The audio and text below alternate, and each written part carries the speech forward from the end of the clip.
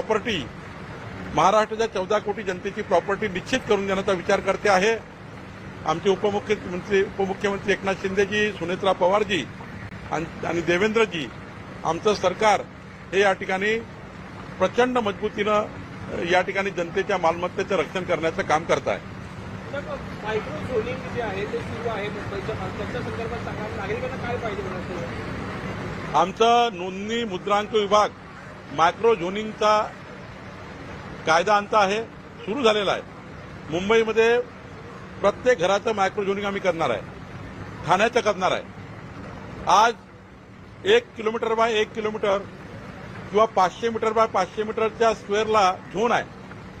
त्यामुळं त्या झोनमध्ये 500 square metre by 500 square metre झोनमध्ये सर्वात जी महागडी बिल्डिंग आहे त्या बिल्डिंगचा जो रेडी रेकनर आहे तो सर्वांना लागतो, छोटा असो की मोठा असो। त्यामुळं छोटं घर असेल तर त्याचे रेट हे न परवडणारे असतात रेडी रेकनरचे। त्यामुळं हा एक अन्याय आहे। प्रत्येक घराचं, प्रत्येक प्रॉपर्टीचं झोनिंग असलं पाहिजे, त्याचा वेगवेगळा रेडी रेकनर असला पाहिजे, हा विचार सरकारने केला आहे।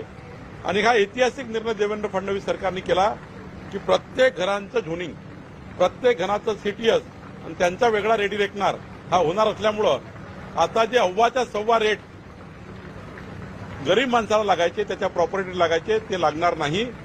आता यावर्षी मुंबईत आम्ही मायक्रो झोनिंग करतोय, मग नवी मुंबई ठाणेला आम्ही करतोय, पुणे, नाशिक आणि नागपूरला करतोय, आणि मग टप्प्याटप्प्याने पुढच्या 3 वर्षामध्ये राज्याच्या सर्व गावामध्ये, शहरामध्ये, नगरपालिका, नगरपंचायतमध्ये मायक्रो झोनिंग आम्ही करणार आहे। 15/10/2024 पूर्वी तुकडेबंदी कायदा आम्ही रद्द केल्यामुळं जे 1000 फूट, 1500 फूट जे काही प्लॉट झाले असतील, घरं झाले असतील, त्यांचे जे कायदेशीर करण्याकरता बंधनं होती ते आम्ही हटवलेले आहेत।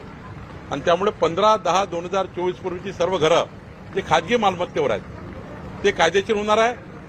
1 जानेवारी 2011 पूर्वी सरकारी जागेवरचे कायदेशीर होणार आहे।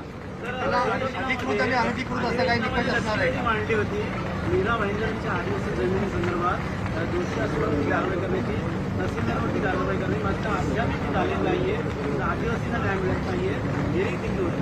आज एक महत्वाची बाब आपल्या निदर्शनास आणतो की राज्याने, देवेंद्र फडणवीसच्या सरकारने एक महत्वाचा कायदा केला। आदिवासी वनपट्टाधारक शेतकरी यांची वनपट्टा जो आहे त्याला प्रॉपर्टी कार्ड 7/12 नव्हता, त्यामुळं त्यांना केंद्र सरकार, राज्य सरकारची कुठली योजना मिळत नव्हती। ॲग्रीस्टॅक नाही, पीक विमा योजना नाही, कुठली योजना नाही। पण राज्यांनी आता ऐतिहासिक निर्णय घेतला की आदिवासी वनपट्टेधारकांना आता स्वतंत्र 7E आणि 12E केला।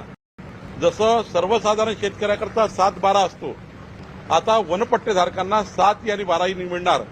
त्यातनं सर्व शेतकऱ्यांना, आता आदिवासी शेतकऱ्यांना त्या ठिकाणी त्यांना सर्व योजना लागू होणार केंद्र राज्याच्या। आणि मीरा भाईंदरमध्ये आम्ही पूर्ण चौकशी केली आहे आणि चौकशी करून त्या ठिकाणी एका केसमध्ये आम्हाला दोष आढळला आहे। त्या दोषामध्ये आम्ही त्याचा रिपोर्ट परवाच कलेक्टरकडून माझ्याकडे आलेला आहे।